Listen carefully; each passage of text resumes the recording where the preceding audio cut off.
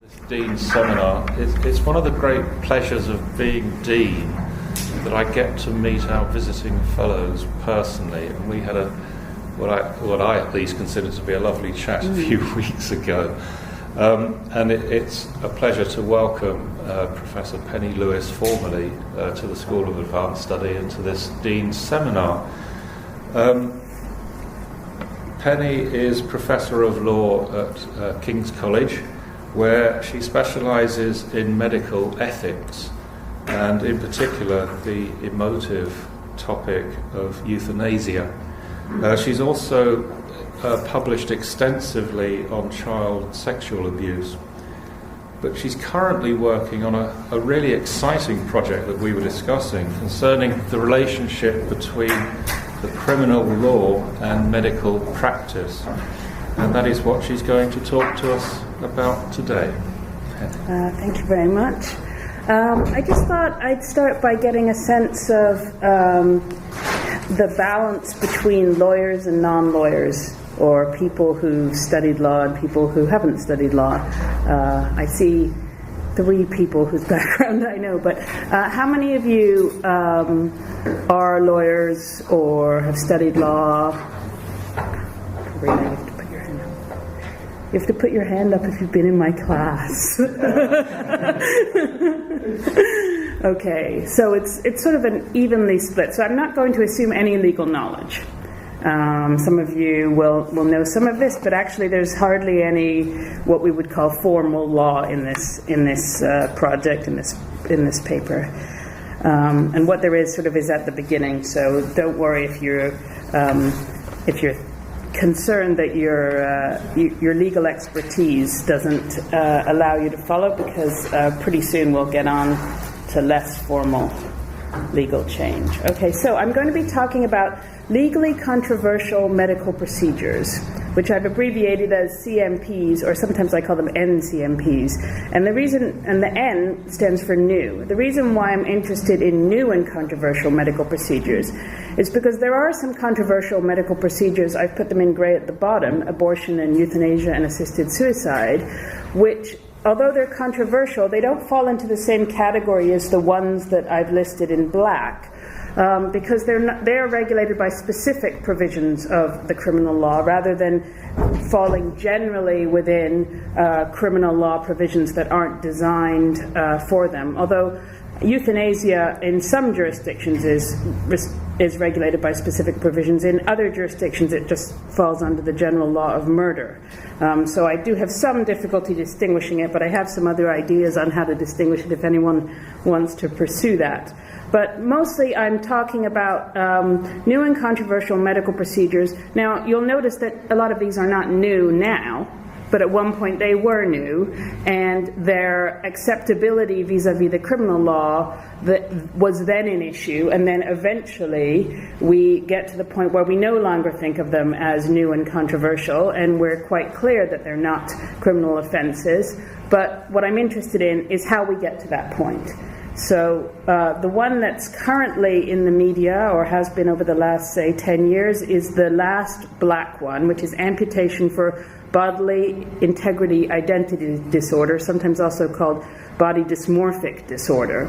But all of the ones above that were also legally controversial in the sense of being thought to constitute criminal offenses in their time. And in particular, the one that I've put in bold, although I'm not sure how well that shows up, contraceptive sterilization, is the one I'm using as an example today. So I'm going to look at contraceptive sterilization in depth, but the idea of this project is that eventually I will be looking at all of these procedures across a range of jurisdictions. But I'm sort of doing a little case study on contraceptive sterilization within the UK today. Okay, so how does the criminal law regulate medical practice? Well, at first glance, you might be thinking, what on earth does the criminal law have to do with medical law, medical practice? You might think that generally, while we're aware that a doctor might be sued for what lawyers would call in tort for financial compensation if a medical procedure goes wrong, we're not very aware of doctors being prosecuted for criminal offenses, except perhaps We might be aware that abortion is a criminal offence, although in this country there's a defence to that. And we might be aware, particularly with the state of the media at the moment, that euthanasia can be prosecuted as a murder and that assisted suicide can be prosecuted as the crime of assisted suicide. So if a doctor were involved in one of those, we would think about the criminal law. But we wouldn't generally, if we were thinking about just a regular surgical operation, we wouldn't think about the criminal law. And yet, there's fairly broad consensus across the common law world and pretty much across the civil law world, so for example continental Europe, that the criminal law does apply to medical procedures. And this is in two ways in the common law world. So the first is the criminal law of offenses against the person, which is a complicated way of saying things like assault and battery and serious assault. So in this country, assault, battery, assault causing actual bodily harm, assault causing grievous bodily harm, and wounding. All of those offenses are in the Offenses Against the Person Act, 1861. Now you'll notice that 1861, most of these procedures were not even thought of in 1861. So obviously they weren't intentionally covered by the drafters of this legislation, and yet they're thought to be covered by this legislation. The other offense or group of offenses that's thought to apply to medical practice is the offense of maim, sometimes also described as mayhem. This is a common law crime in the UK, which means it's not in a statute, but that doesn't mean it's not a crime. Murder is a common law crime in the UK. It's a statutory offense in Canada and most US states. And maim actually comes out of a very long common law tradition of prosecuting, of criminalizing activities which resulted in the king not being able to avail himself of your services as a soldier. So if you shot off your foot, or you cut off your trigger finger, or blinded yourself, or did something, or had someone do something to you which resulted in you not being able to serve as a soldier, then you could be prosecuted for maim. But it's not restricted to that, but the kinds of activities which constitute maiming tend to be things that fall into that category. Now, obviously, we know that there's not thousands of doctors being prosecuted every day across the common law and civil law worlds for all the medical procedures they perform. So there must be some sort of defense, right? And in fact, what there is what's usually called the medical exception. And this is a common law exception in most common law jurisdictions, which means that, again, it's not found in a statute. It's described in case law. But it is found in statutes in some common law jurisdictions. So Canada has a statutory medical exception. Its entire criminal code is, it's codified. It's in a code like in the civilian jurisdictions. And New Zealand and two Australian states also have statutory medical exceptions, Queensland and Western Australia.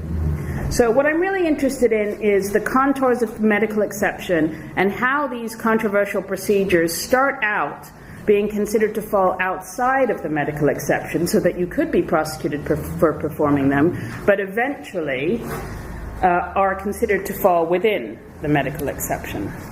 So what is the medical exception? Well, there's two main requirements for the medical exception.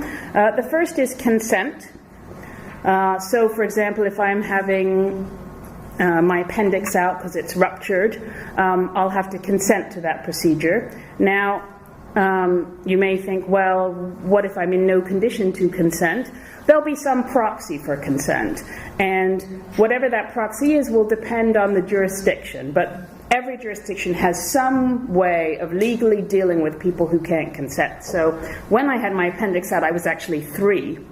And so I couldn't consent because I was too little, but my parents could consent on my behalf in this jurisdiction because that's how the law deals with incompetent children in this jurisdiction.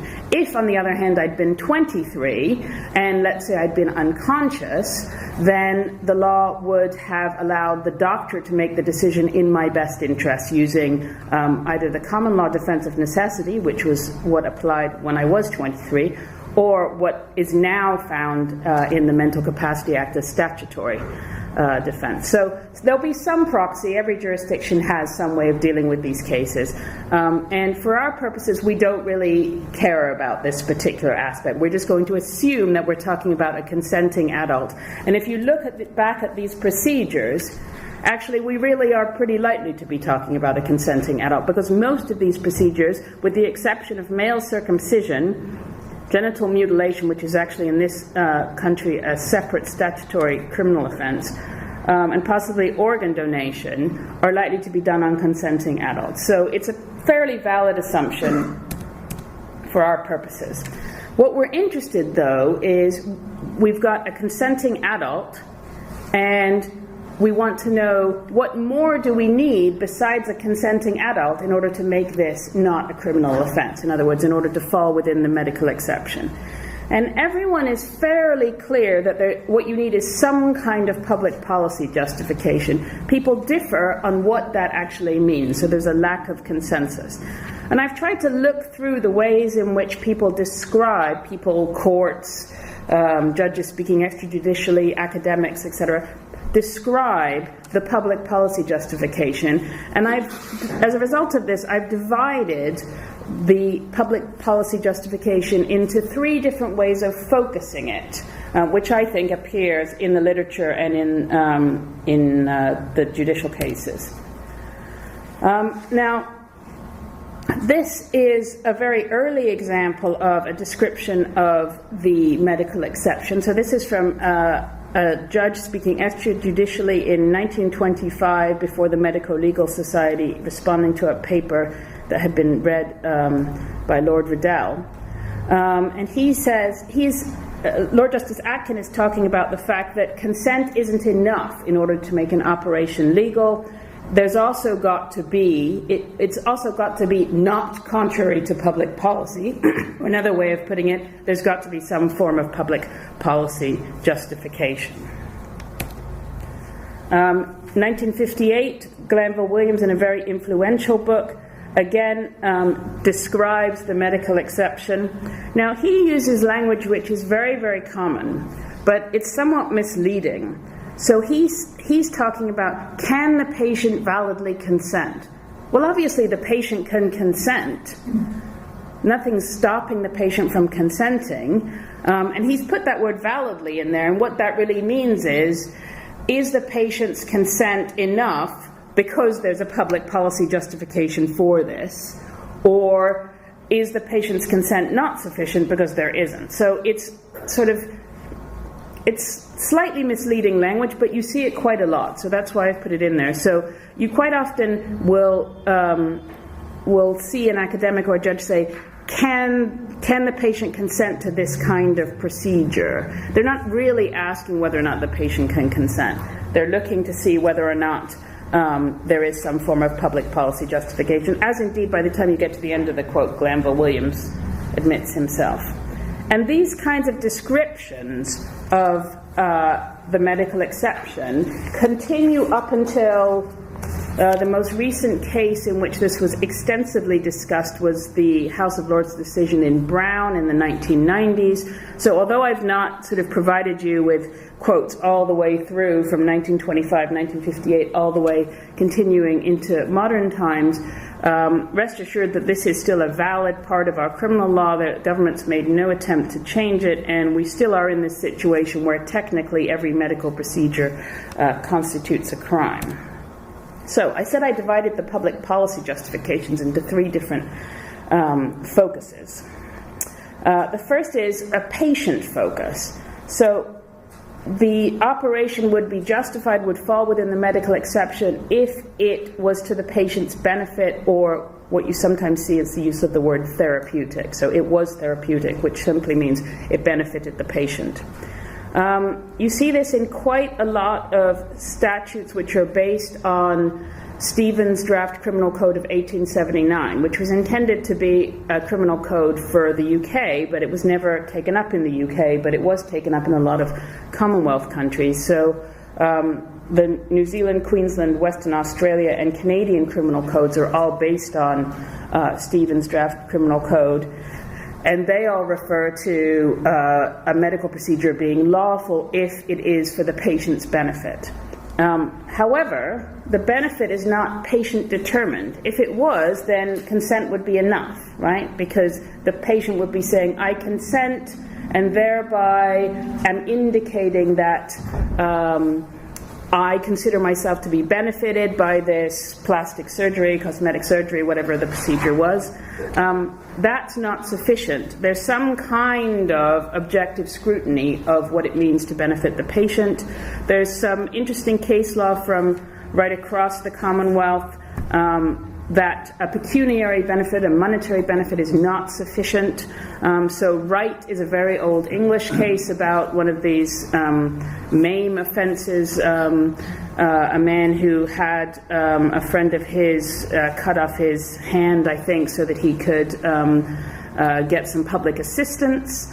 That wasn't considered to be a sufficient benefit, and he was found guilty of MAME. There's an American case involving a doctor who anesthetized one of his patient's fingers so that he could then have it cut off by a friend of his in order to claim insurance money, and the doctor was prosecuted for accessory before the fact mayhem.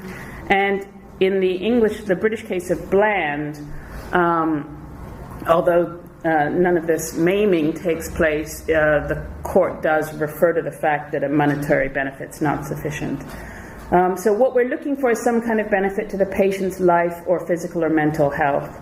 And just as a gloss on this, Kennedy and Grubb, in their book on medical law, have pointed out that what you have to look for is the intent to benefit the patient, because obviously if the operation goes drastically wrong and doesn't in fact benefit the patient, which sometimes happens, particularly with risky procedures, you wouldn't then want the doctors to be prosecuted criminally simply because their operation wasn't successful. You may wish to sue them in tort, but you may not even have a case in tort, because it may be that there was a known risk of the procedure and that procedure eventuated and the patient had indeed been forewarned of that risk and had consented nonetheless. So we're looking for some kind of purpose or intent to benefit the patient's life or physical or mental health. Now, in theory, you could sort of manipulate this category to include pretty much all controversial medical procedures by stretching what benefit means. So you could talk about a kind of psychological benefit. I'll feel better about myself if I have cosmetic surgery. Even more persuasively, perhaps in gender reassignment surgery, you can make an argument that the patient is really suffering in their current gender and would receive a psychological benefit from changing to the gender they believe that they are. And contraceptive sterilization, you can make a case that there's a psychological benefit associated with removing the anxiety about becoming pregnant against one's will. For example, due to a contraceptive failure. More specifically, you can talk about a psychological benefit associated with acting altruistically, for example, in the context of non-therapeutic research and organ donation. Or you could talk about a psychological benefit associated with benefiting someone else who is close to you, which is likely to be the case in live organ donation. So if I donate a kidney to my brother, I receive a psychological benefit from the fact that my brother stays alive rather than dying from kidney failure. Or even I receive a psychological benefit from the fact that he has a better life, not on dialysis. That is a benefit to me as well as being a benefit to him. So you can make arguments about the stretching of benefit that would cover almost all these procedures, in which case you may think, well, why bother sort of continuing? The fact is that these sorts of arguments are sometimes made, but very rarely are they sort of accepted. They're sometimes accepted in the context of the lawfulness of procedures involving incompetent adults or incompetent children even, but they haven't really found favor in the context of arguments about cosmetic surgery, gender reassignment, contraceptive sterilization, and other controversial medical procedures. You can also make an argument, and the Nuffield Council has made this argument, that there's an indirect contribution to therapeutic activity, and that should be enough to make it some kind of benefit or patient-focused public policy justification, that only works for organ donation and non-therapeutic research. So it wouldn't really work for gender reassignment surgery. This is a fairly controversial analysis. I mean, some jurisdictions will accept quite a lot of this sort of stretching. Other jurisdictions will not accept any of it. And you see in relation to one procedure, you see different jurisdictions making really quite contrary arguments. So if you take gender reassignment surgery, I think in this jurisdiction, it's fairly well accepted that there is a psychological benefit to the person who undergoes gender reassignment surgery, and yet there are modern academic writings in Australia and in Ireland suggesting that there is absolutely no possibility of gender reassignment surgery falling under the medical exception. So they certainly wouldn't necessarily accept this kind of analysis. What about the public focus? This is generally broader than the patient focus, so it'll include more procedures. You see different sorts of language. You see just cause or excuse. That's some judicial language from Lord Denning in a case called Bravery, which I'm going to come back to. He's talking about voluntary eugenic sterilisation there. The New Zealand Criminal Code uses the phrase lawful purpose. So they would say that any medical procedure which is done with a lawful purpose and consent or some proxy to consent is lawful. Obviously, you then have to decide what counts as a lawful purpose, just like you have to decide what counts as a just cause. Or, alternatively, you could decide what counts as not being injurious to the public interest or being in the public interest. You see that language in the draft criminal code. All of the judges in Bravery, including Lord Denning, use that language. There's a later House of Lords case called Re F, which uses it, and Peter Skegg, who's a very influential medical lawyer in this area, has picked that up, and he goes on to argue that the procedure has to be in some way socially acceptable. All of these obviously require some kind of further analysis to decide whether a procedure is socially acceptable, is in the public interest, etc. You do also see, though, professionally focused public policy justifications. And when I say professionally focused here, I mean focused on the medical profession. Some of these have some evaluative role for the court. So you see the phrase proper medical treatment in the House of Lords decisions in Bland and Brown. Well, someone has to decide whether it's proper. If all medical treatment were proper, we wouldn't need the adjective.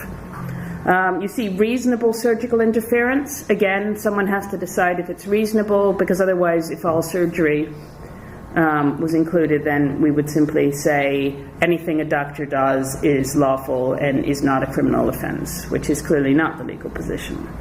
There are, however, another group of these kinds of standards which really do not involve any kind of evaluation by a third party, whether a judge or the legislature, for example, which simply reflect medical practice. So they're simply saying, if it's done by doctors, then it's okay. And you see in Brown, some of the judges talking about good medical practice or practice which is accepted, recognized, or approved by the medical profession. So that doesn't mean that there's no evaluation going on. There may be evaluation going on within the medical profession to decide, for example, whether or not this is good medical practice, but the evaluation is not going on in the sort of layer above that when if we're talking about sort of judicial intervention, for example.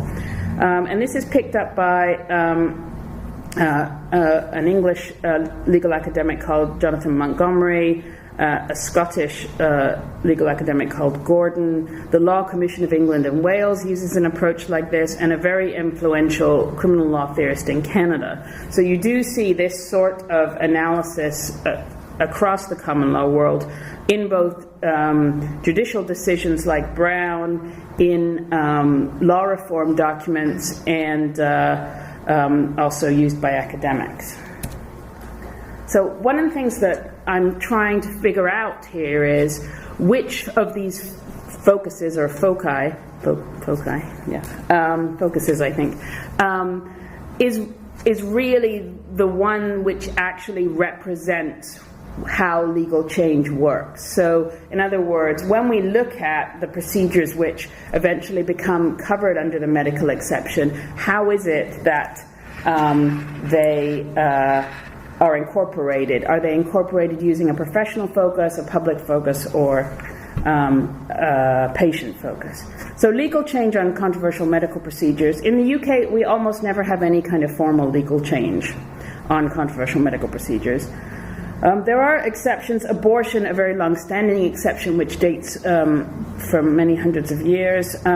We now have statutory regulation of assisted reproduction in the form of the Human Fertilization and Embryology Act, which contains some criminal provisions in it. And female genital mutilation is a modern exception to this, so there is a specific criminal offense for that. What we tend to have more is some legal indications which suggest that this procedure must be lawful because some other things have happened which couldn't have happened if it wasn't lawful. And those other things are state healthcare funding. So we pay for gender reassignment surgery on the NHS, we pay for contraceptive sterilization on the NHS, it must be lawful. And similar arguments are made in the US and Canada, etc. Civil or public law claims for compensation or funding. So there was a case a few years ago about gender reassignment surgery because there was a particular health authority which was never funding gender reassignment surgery. And there was a judicial review of that decision not to fund it.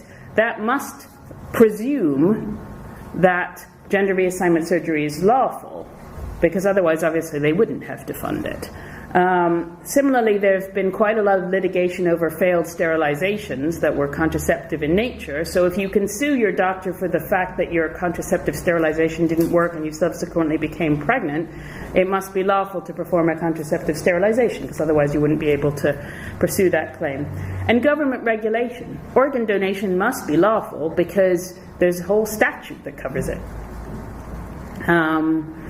But what we do know is none of these kinds of retrospective recognitions of legality are formal recognitions. So we need to, well, at least what I'm interested in doing is looking at how this informal legal change from unlawful to lawful occurs and what we could learn from that. So I want to talk about sterilization because that's the sort of first procedure that I followed through from unlawful to lawful in this project. I'm sure you all probably already know this, but just to sort of make clear my terms, therapeutic sterilization is a sterilization which is done for the medical benefit of the patient, usually in the context of another procedure which is needed. So, for example, someone has uterine cancer, you need to do a hysterectomy to remove the uterus because you're trying to prevent the spread of cancer. A side effect of that is that you are going to end up sterilizing the patient. Eugenic sterilization is done in order to avoid having children who have a particular genetic makeup or may have a congenital disorder. And contraceptive sterilization is done simply in order to prevent the patient from either becoming pregnant or causing his or her partner, his partner to become pregnant. Okay, so I'm interested in contraceptive sterilization, but I will talk a little bit about the other kinds of sterilization. But contraceptive sterilization is usually done by one of these means. So either in men, vasectomy, in women, tubal ligation, having your tubes tied, etc., or a hysterectomy where the uterus and sometimes the ovaries are removed. So the historical background to contraceptive sterilization, it was historically generally seen as illegal, and I'm going to look in detail at some of these statements about the unlawfulness of contraceptive sterilization. You see quite general arguments simply saying this is illegal but not really explaining why. But you also see specific arguments saying this is a MAME, or this is an assault, this is an offense under the Offenses Against the Person Act 1861. This is an example of an argument that contraceptive sterilization is a MAME. And this is Lord Riddell in 1925. So he starts off, it may be urged that this is not a MAME as the patient is not weakened as he would be by castration and therefore the operation is legal. Do you remember I said that MAME comes out of this idea that the king needs his fighting soldiers. And so castration is quite clearly a MAME. Everyone agrees on that, because castration renders the man less able to fight, because he's less sort of fired up by fighting spirit. But you can make an argument, and this is what he's referring to here, that sterilization doesn't really do anything to make you less able to fight. Now, Lord Riddell doesn't accept that. He says, this opinion seems wrong. Whatever ethical reasons may be advanced, in law they amount to illegal maiming. Okay, so he's very clear that this is an illegal maim. Why? Because this is a very serious change, depriving him of his powers of procreation. If this practice became general, the future of the race would be imperiled. Consequently, as the law stands, this is a serious offense against public policy. And this is an argument that is actually picked up in the 1930s by the Department of Health had an inquiry on sterilization that was really about whether we should sterilize incompetent people eugenically. But it touched a little bit on contraceptive sterilization. And they very much accepted this argument that that this kind of sterilization would be a MAME, on the grounds that you would then not be able to produce more soldiers for the king. So there is quite a clear argument that you can make in relation to the law of MAME here. And this is another quote from the Departmental Committee on Sterilization from the Department of Health. They're not really clear on what it is that's making this illegal, but they're pretty clear that it's very serious, that we need to protect people against their own decisions. And they finally talk at the end of this quote about it could be permitted with strong grounds. What that turns out to be is only when it's therapeutic. So in other words, if you've got someone who has a tumor and you need to remove that, or their next pregnancy would be fatal because of high blood pressure or gestational diabetes, something like that. And in 1954, so we're moving on now 20 years, I'm just trying to show you just how clear everybody was that this was illegal. This is Lord Denning, dissenting but not about, he's dissenting but the case wasn't actually about this. So all of this little speech that he's making here is actually what lawyers would call obiter, which is sort of extra opinion that the judge gives, which doesn't really contribute to the holding of the case.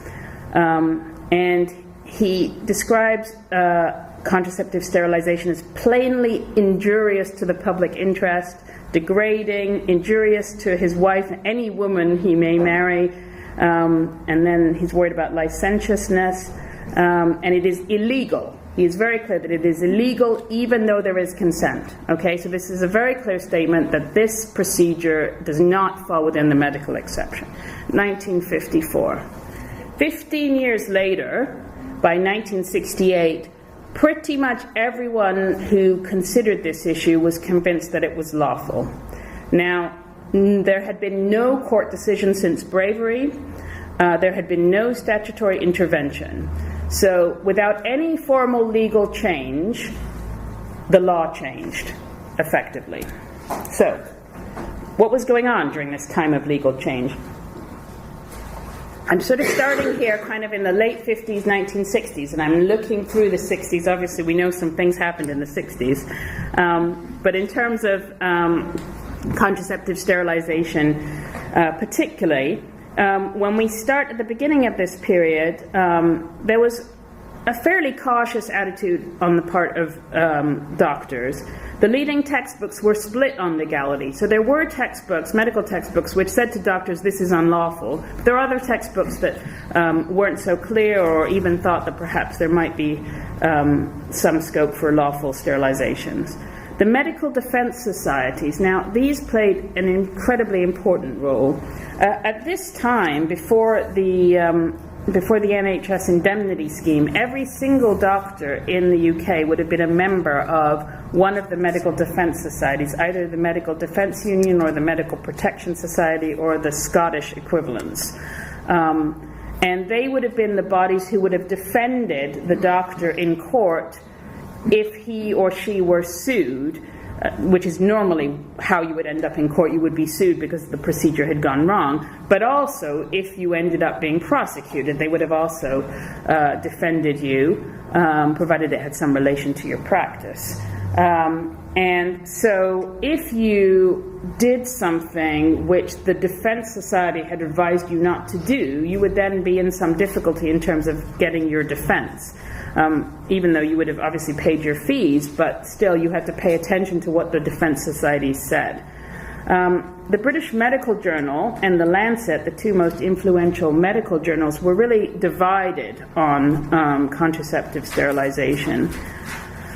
So there's some professional caution. There were, however, some challenges to the unlawfulness of contraceptive sterilization. There was a sort of debate that was forcibly brought to doctors' attention by publishing letters and articles in the medical journals and in the lay press. It's really quite impressive when you go through the BMJ and the Lancet for the 1960s, how many articles there were about the legality of contraceptive sterilization. And in particular, I want to talk about the role of something that I had never heard of until I started this project, called the Simon Population Trust, which, I'm not a historian, but they had an enormous influence, it appears, on the legal change on contraceptive sterilization within the UK. And finally, we have public demand. Like I said, this was actually the 60s. There were all sorts of things that you could do that you hadn't been able to do in the past. Contraception was becoming freely available, and women and men were looking for more permanent methods of contraception as well, and one of those was contraceptive sterilization. So let's look at these in more detail. So we start with the Medical Defense Union in 1949, so we can kind of set the stage for how their legal position changed. They took an opinion from counsel, which means they paid some barristers to give them an opinion. And counsel gave an opinion to the effect that sterilization on eugenic grounds is illegal, but it's not if there are valid therapeutic reasons. And then they go on to discuss what might count as a valid therapeutic reason. Well, if it was illegal on eugenic grounds, it was certainly illegal on contraceptive grounds. They didn't even bother to consider that in 1949, although by the time we get to the 60s, they've at least admitted that that's a category. And then in 1960, they again took an opinion from counsel. And you'll notice if you look at I'm not sure how well you can read the tiny type, but all of this is being published in the BMJ or the Lancet. So this isn't just some defense union taking an opinion. They then submit articles to the leading medical journals. There were articles by the BMJ or the Lancet's legal correspondent, which would then comment on the opinion given by counsel. So there was very wide publicity for all of these opinions. Now in 1960, if you read the first sentence, you think, well, okay, we've had the legal change then, we're done. An operation for sterilization is not unlawful whether it is performed on therapeutic or eugenic grounds or for other reasons, i.e. contraceptive reasons. The problem is that sentence is not then kind of borne out by the rest of the paragraph. Counsel says that, but then they say, well, we're really confident about the first part of the sentence. We're less confident about the rest of the sentence. So by the end of the paragraph, counsel are of the opinion that the risk of an adverse finding increases. In other words, the risk that you will actually be found guilty of a criminal offense by a judge, as the reasons for the operation are medically less well-founded. Obviously, the reasons for contraceptive sterilization are not medically well-founded. So they are saying, although at the beginning of this paragraph they seem to be saying it's fine, go right ahead, by the end you're quite worried if you're a doctor that you might be prosecuted. They then, so that was published in the BMJ, and they also published in the annual report and in the BMJ and in the Lancet this 4-point summary of Council's opinion. So this, I would say, is more representative of Council's opinion than that first sentence, which was also part of Council's opinion. Interestingly, many people in favor of contraceptive sterilization being lawful quote this first sentence, but without all the kind of hesitation after it. So this summary, Council is confident that sterilization on therapeutic grounds would be upheld, well-founded eugenic grounds would be upheld. Now we get to the nub of the problem. Merely on the ground of personal convenience, in other words, contraceptive, might not be upheld, so you might be prosecuted, and you might be convicted and sent to jail. And then, these are the ones that they're really worried about, where there's a clear element of moral turpitude and damage to the public interest, e.g. sterilization of a prostitute for her convenience. Although some academics at the time pointed out that that might be quite a good reason to sterilize somebody if a prostitute wanted to be sterilized, that actually there would possibly be a public policy justification for that. And recall the language of Lord Denning when he's very condemnatory of the idea of sex without consequences in 1954. You can imagine that if such an operation came before him, he would indeed condemn that operation as damaging to the public interest. So, I mean, the case number 4 is kind of a scary case that wasn't particularly representative of the reality of gynecologists and obstetricians' practice. But case number 3 here is the one where you've got a married couple coming into your consulting room saying, you know, we're sick and tired of using contraception. We would really quite like to, you know, we've had 4 children, we're done. We would like a vasectomy or a tubal ligation. And now you've got the MDU telling you this might not be upheld by a court. So, along comes the Simon Population Trust, established in 1957 by somebody called Lord Simon, who had been heavily involved in the eugenics movement. So in the background here we have from the 1920s and 30s a really quite strong eugenics movement in the UK, which then dies after the war when people begin to understand what had happened in Germany during the war. But Lord Simon was still very keen on sterilization, although he did drop his desire to make it, to sterilize people without their consent.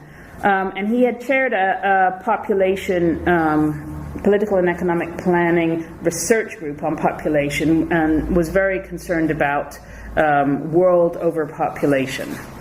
And so he set up this trust with some money of his to promote better understanding of the problems of world population and resources and encourage research, education, and other action, which becomes important, to contribute to the adjustment of population to resources. And the first thing he does is he convinces the Royal College of Obstetricians and Gynecologists that sterilization is not necessarily unlawful, which was their view.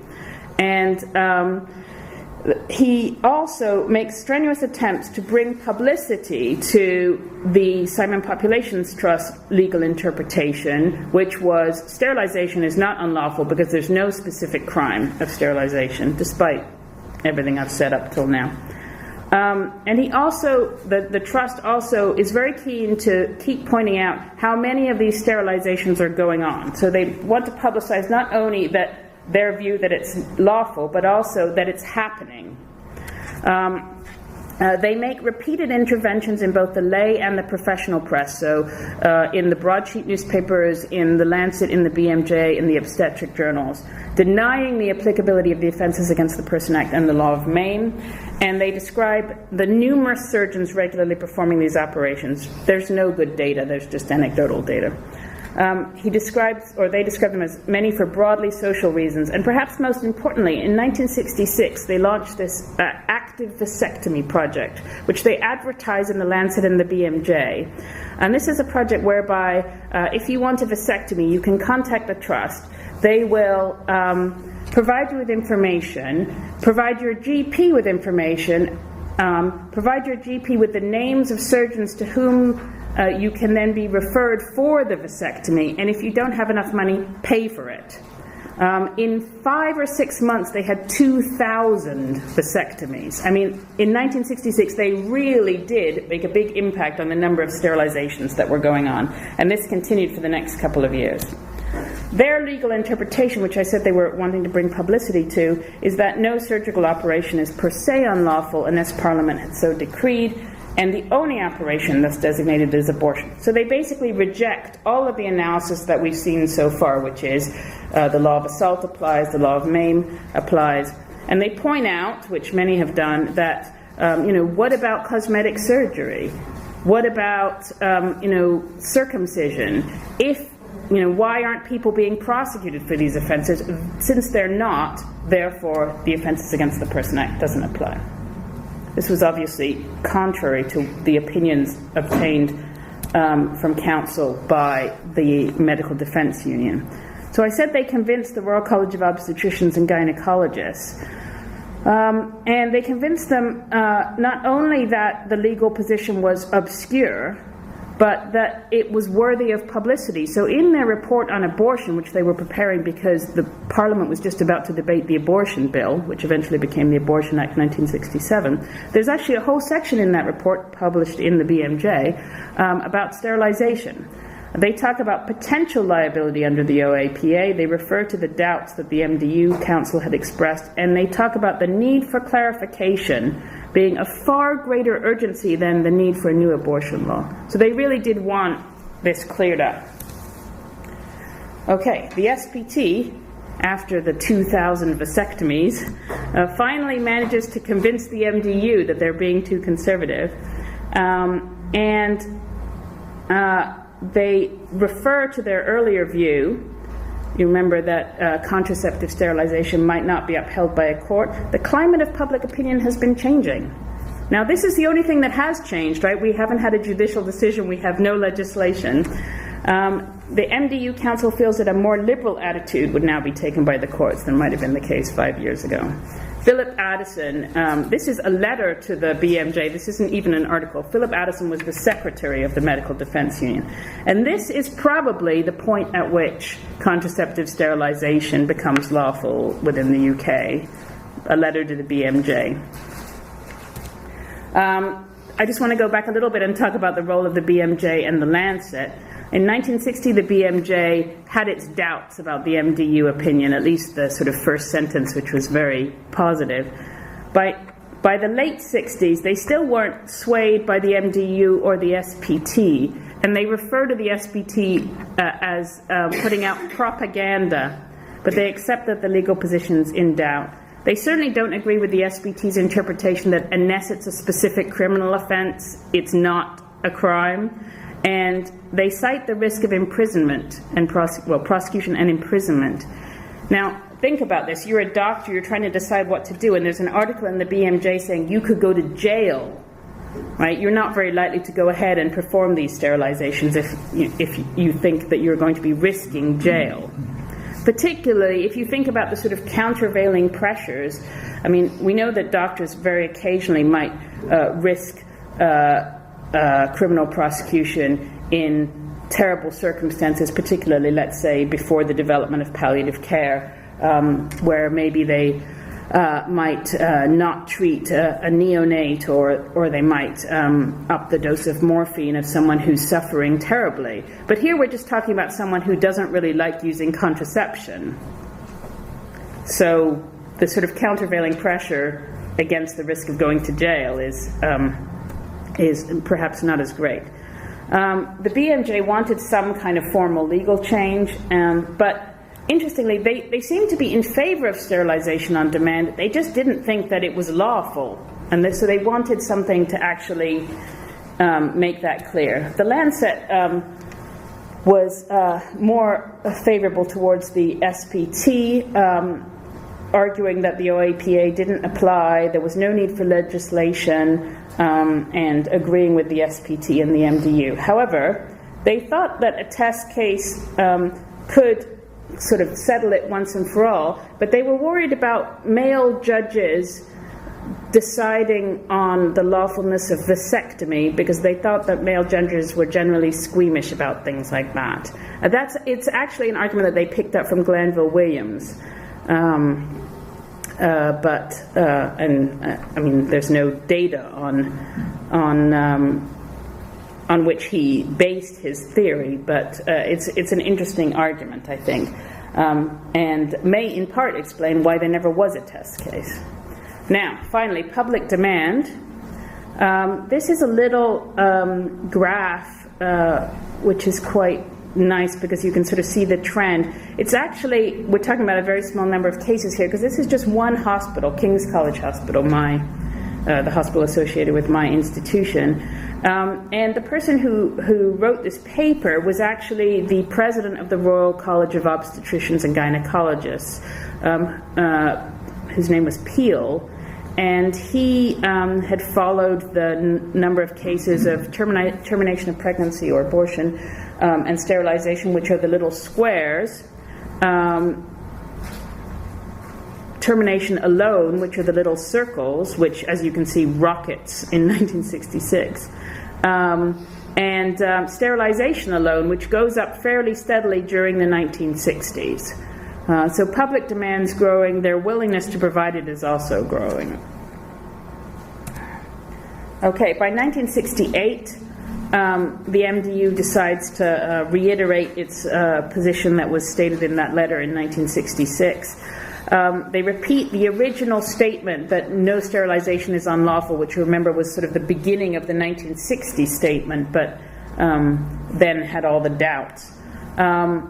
And this is an interesting way in which something becomes unlawful. Since the publication of counsel's opinion, no one in authority has expressed a contrary view.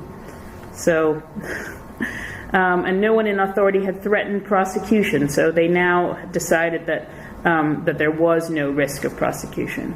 They decided not to bring a test case because they were worried about what had happened in the abortion context, which was a test case had been brought, and it had been successful, but they thought that the obstetricians and gynecologists were then kind of hamstrung by the wording used by the judge in that case, which was called Bourne. And they felt that they would have sort of more autonomy if there was actually no judicial scrutiny.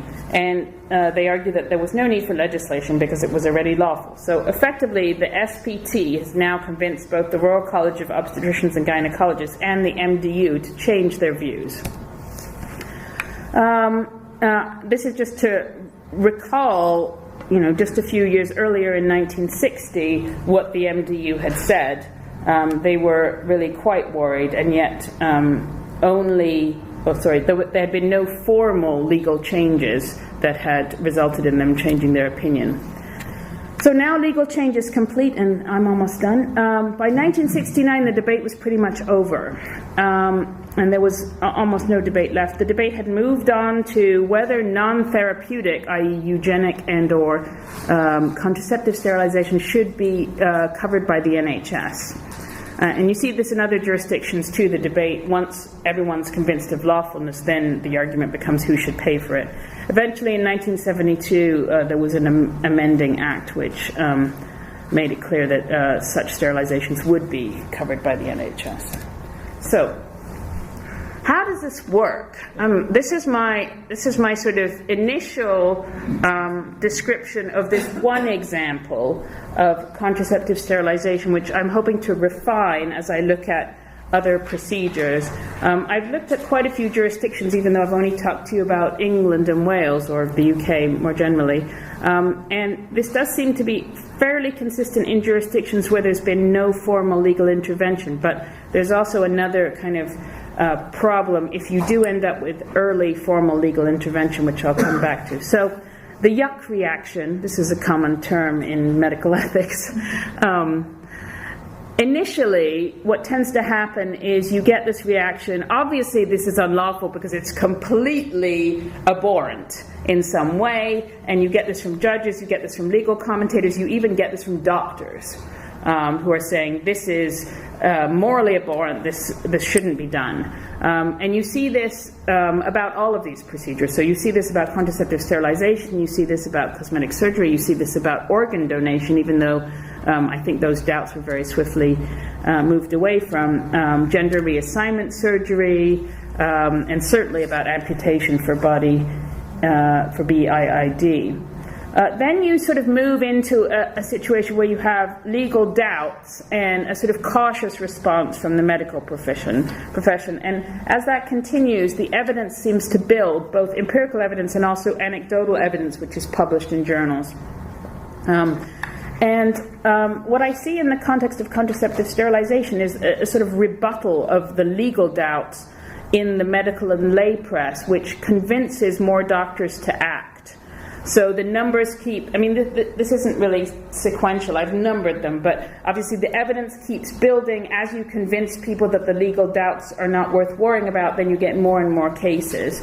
Eventually the medical insurers and other bodies, like for instance the BMA, the British Medical Association, acquiesce. And you end up with a sort of critical mass. You've got hundreds or thousands of these procedures being performed, so how could they be unlawful? And that overwhelms the doubts. So two sort of kind of conclusions here, or sort of notes almost.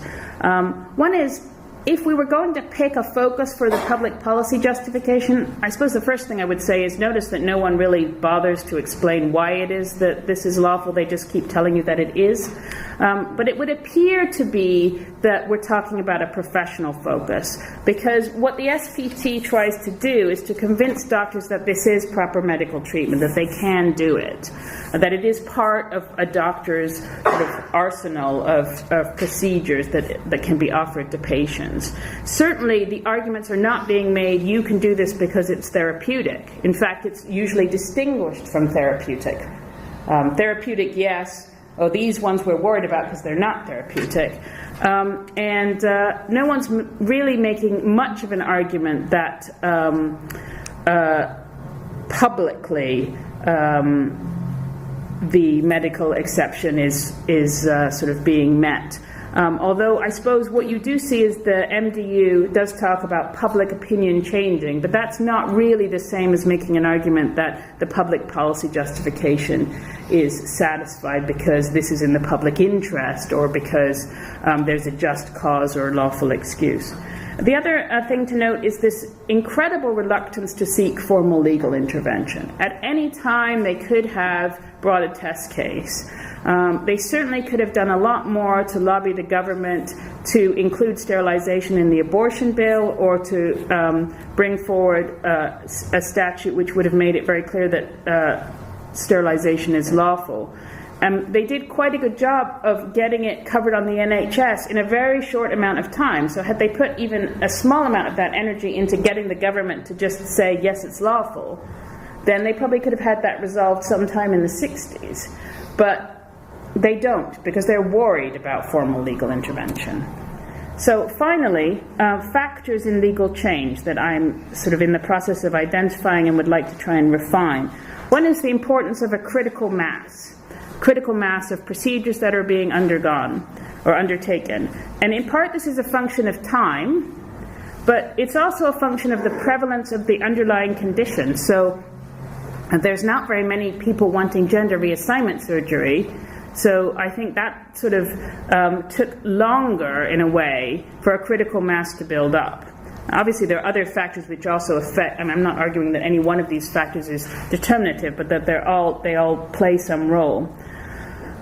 It's interesting the role of legal arguments within the medical press here. I think that legal arguments actually, there is a big debate in the BMJ and the Lancet about whether the Offences Against the Person Act applies, and most of that debate's going on between doctors.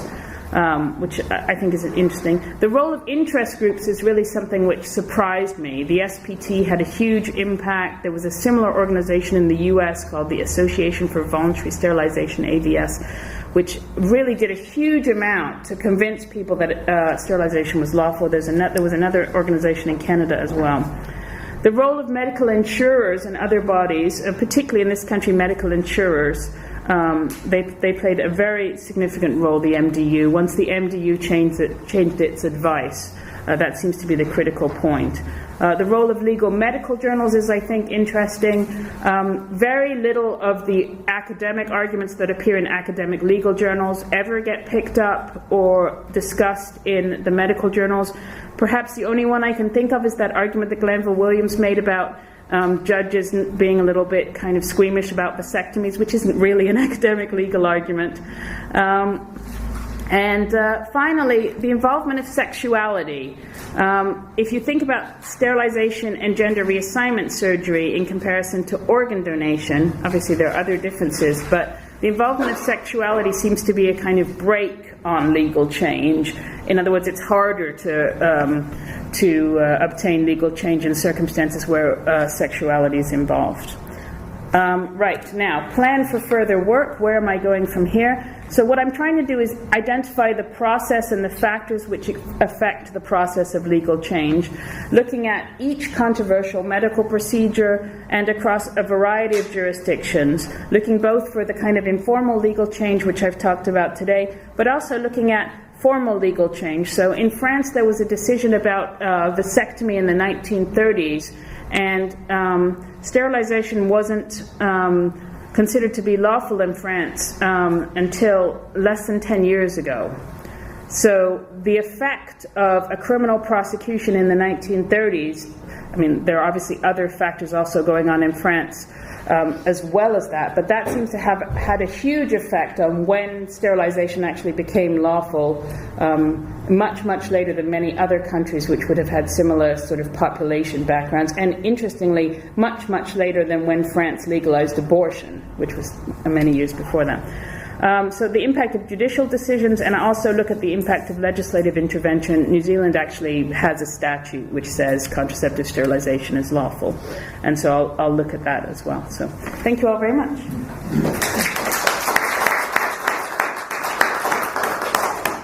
Well, thank you. My initial yuck reaction gave increasingly away to squeamishness as you started talking about now sterilization for some reason.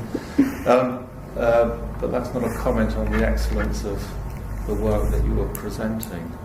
Could I start with a question and then allow others? This is purely as an amateur, but it seems to me in your factors, there's another factor that you could add, or perhaps it's in one of those. And this is a moral factor, because I'm thinking of the Denning remarks in what is it, Bravery v. Bravery, talking about degrading and licentious behaviour. And it's obviously no coincidence that this changes in the mid-60s. And then there was that MDU case, the fourth one about the prostitutes, which uses the words moral turpitude, which is still the main grounds on which a professor can be sacked for gross and repeated moral turpitude. So I just wondered if there's more of a moral sort of issue that comes in here than perhaps in that list. Yeah, I think you're right. In some ways, I think I would probably incorporate that into involvement of sexuality, but make it more explicit what is going on when we talk about sexuality as a factor in this context. So yeah, I absolutely. I think that's a good point, and I should spell that out. I should spell that out more. At an earlier version of this paper that I gave in Scotland last year, someone brought up sort of trying to think about the sort of history of social change in the 1960s, and thinking about sort of Wolfenden and the legal change on homosexuality and various other sorts of legal change related to sexuality. I think one of the difficulties I have with this paper is, in fact with this project, is trying to separate out what's interesting about legal change in relation to these procedures, but without becoming a kind of social historian of the period of time, which I think other people can do better than me.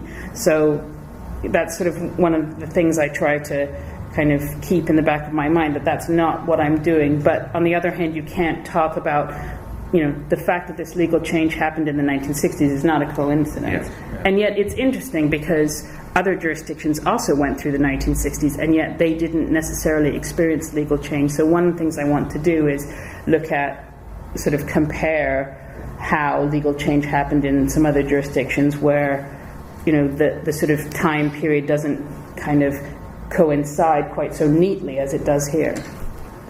Okay, there was a request. Thank you. Question? If I can ask you about the relationship between the state and the profession here, because it seems to me, in part, it reminds me a little bit of the relationship between the state and the church. Till the late 19th century, I'm speaking as a sociologist in medicine, the church had absolute control over who married and who didn't. The state had absolutely no role. There was no legal framework.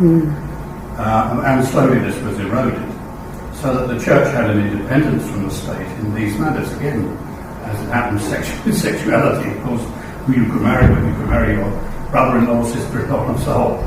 In fact, that was much more important than whether you could marry your cousin. So these things were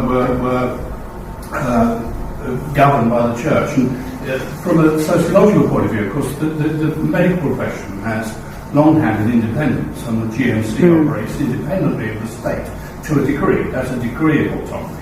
So it can register, deregister, it can say whether somebody works or doesn't work, it can admonish, and so on and so forth. So it has that independence from the state, quasi-independence. And so I think it's not surprising that the process you're looking at is cultural and informal, rather than mapping through legal procedures.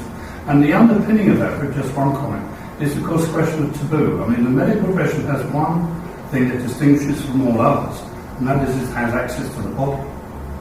It breaks taboos, and one of the reasons why you might argue for its legitimacy in having this independence is there has to be a fiduciary kind of relationship, a kind of quasi-legal, tacit relationship between the population and the profession, not just the state, to say, well, yes, we allow you not just to do the things you're talking about, even just please take your clothes off, I want to examine you. Where else could you do that in any walk of life? So I think that breaking of taboos is a very strong emotional and social power which the medical profession holds under conditions, certain conditions, which if it breaks, then all hell is let loose, as the Chancellor of the Exchequer might say. So, things are fine while they're going, but if things go wrong. So I think it's not, to my mind, surprising that the process you're looking at is going to be an informal one. Reluctance of the state to get involved, allowing a high degree of autonomy, and then these cultural processes. Bound to be different in France because of religious seems to me that would be a mediating factor. So, although you don't want to be a social historian, it seems to me that's what you're kind of getting into. Yeah, absolutely. I think I am getting into it, but I'm, I suppose, sort of trying to look at an area that's not really been focused on from the position of a lawyer, but it's true, you do have to be aware of the context in which you're operating. I mean, I think it's interesting what you say about taboo, because and one of the things I didn't say, but I suppose I was hoping people would sort of pick up by thinking of themselves, is that one way to describe the medical exception would be to also put another criterion in, which would say the touching has to be by a doctor. Because actually, if you've got consent, and if I consent to you taking out my appendix, no matter how wonderfully you do it, it will still be assault causing actual bodily harm, because the public policy justification actually only applies to doctors. That's why it's called the medical exception. Now, the concern about simply saying anything that doctors do, there's a defense for, there's an exception for, I mean, that would be one way you could go. It isn't sort of how we've gone, although maybe we have sort of in all but rhetoric, in the sense that we're constantly saying this is a criminal offense, you can only do it if there's a public policy justification, but nobody ever gets prosecuted. And we sort of leave it to the doctors to sort of decide when it is that a particular procedure is sufficiently accepted by them to fall within the medical exception. But even the people who were doing contraceptive sterilization in Harley Street in the 1920s, Because there's quite a lot of anecdotal evidence. You see people saying, well, if you're wealthy, you can get one of these, right? Even those people were never prosecuted. Now, partly, and this is how I distinguish euthanasia, partly it's because it's a sort of victimless crime. Nobody complains about it. How is the state supposed to know? Whereas the difference with euthanasia, and to a certain extent abortion, is that at the end of a euthanasia there's a dead body, and dead bodies have to be reported to the state, and then there's a process of investigation. And so they might discover how it is this person died. And if you look at the abortion prosecutions, John Keown wrote a very good history of this. Actually, the people who got prosecuted usually got prosecuted because the patient died as a result of the abortion. Not always, but most of them. So again, then that has to be reported to the state, and so the wheels are in motion. All of these sterilizations going on in Harley Street never got reported to the state. So, yeah, cross the boundary. Yeah, but I think that argument about taboo is very interesting. I mean, France, I think, is really quite difficult because, this argument is made about it's a Catholic country, and so that explains the difference. But they have a very liberal abortion law, which they've had for an awful long time, and their rate of euthanasia, not sanctioned by the law but nonetheless done, is much, much higher than here and has been for many years. So there's quite a lot of literature suggesting that their medical profession has an even greater status and considers patients to be of an even lesser status than the dynamic that you see within this country. So, yeah. There's a lot of euthanasia, but there's not a whole lot of voluntary euthanasia. So it is interesting, and it is difficult to kind of tease out all of the various factors that are involved. I'm sure you know it's LGBT History Month, and I can unpack that one if I need to. Well, I think for the audience that might be nice. Yes, it's called Lesbian, Gay, Bisexual, Transgender History Month, which has been going for about 5 years now. And I'm interested in something which has moved the other way, because the evidence is that until the 1960s, people were still being operated on their brains in order to be cured, and they were being offered castration. And the idea of consent was a completely strange contract. Would you like to go to prison for 20 years, or would you like to have a small part of your brain taken out? Now, I'm not quite sure how much real evidence there is for any of this, and how much of it is urban myths and folk stories. And so there's a sort of historical message problem. But I think it does raise what might be a silence in what you've talked about, which is the role of the police. Because actually it's the police who bring prosecutions in the first instance. And that means that an awful lot of chief constables, an awful lot of county councils, an awful lot, quite a long way down the social process, not just in Harley Street, but quite a long way down the social process, nobody was taking any action in comparison with the thousands of police hours that were spent hanging upside down in public toilets waiting to find men doing things, and intervention into people's very private lives with an awful lot of surveillance and some quite famous cases. So I think in order to explain your one thing, we have to be able to explain at least something else as well. We have to have a comparative approach and a comparative method. This isn't just the medical profession. Well, the reluctance of police to investigate the medical profession. That's not enough, is it? That's not enough. I think. I mean, in part, there is an issue around thinking about. Well, if we focus on the medical procedures rather than the prosecutions for homosexuality, I think there is a gap you've identified, and it's one that I am planning to fill, which is you not only do you have to look at the procedures which become incorporated into the medical exception, but the procedures which fall out of it. And one of the ones which we would all be familiar with, which it's possible in the next I don't know, 20, 30 years in some jurisdictions might fall out of the medical exception is male circumcision. There's a big movement in Australia to have male circumcision on little children declared unlawful, declared a criminal offense. And there may be other jurisdictions which also move down that road. Now, male circumcision is particularly problematic because it's a very small operation, and so some people have argued that it's not caught by the criminal law in any event. Also, in contrast to all my other operations, it's usually done on tiny children who are not consenting, or certainly young children. But there are other procedures that we might think about that in the past have apparently fallen out of the medical exception. And one is, which I hadn't really thought about, is that surgery to cure homosexuality. Another one is castration, physical castration as opposed to chemical castration, which is still being used.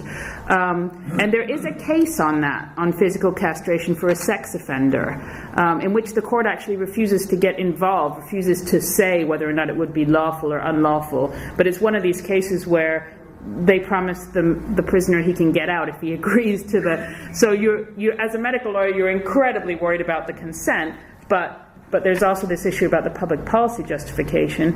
And there were many cases in the US involving those kinds of procedures. But another one that I have looked at a little bit is lobotomy. Because if you read about lobotomy, I mean, when they first start enthusing about it, they think it's like the best, it's like the best of all possible worlds. Look what we can do. We can let all these people out of asylums once we've lobotomized them. And then, and isn't this a wonderful procedure? And they're all convinced it's 100% therapeutic, so there's obviously no dispute that it's in the medical exception. They barely even touch on the question of the medical exception. And then gradually, again, this is the medical profession regulating itself, the doubts emerge, and I think if you lobotomized a patient now, you would be struck off for serious professional misconduct and possibly prosecuted as well. But so there are procedures which are initially accepted or which were accepted for a long time and then fall out, and I do want to look at those. Another one which comes up in this in this context is when you read about sterilization historically, you learn all sorts of interesting things which I didn't know, at least.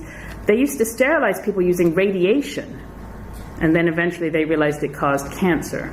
I didn't know that, but if you think about that, if you did that now, I mean, not only would you be sued, but you might well be prosecuted, and you certainly, I think, would be struck off for serious professional misconduct. So certain kinds of procedures or ways of doing ways of achieving certain outcomes might also fall outside of the medical exception. So yes, at some point during the life of this project, I do want to look at how things fall out as well as how things come in. Often used to be said, please don't teach young medical students the history of psychiatry. The history of psychiatry. Yeah, because a lot of psychiatric procedures would have fallen out. Best thing since sliced brain. It's right. I was wondering whether within the, kind of following on in a similar vein, whether within the history of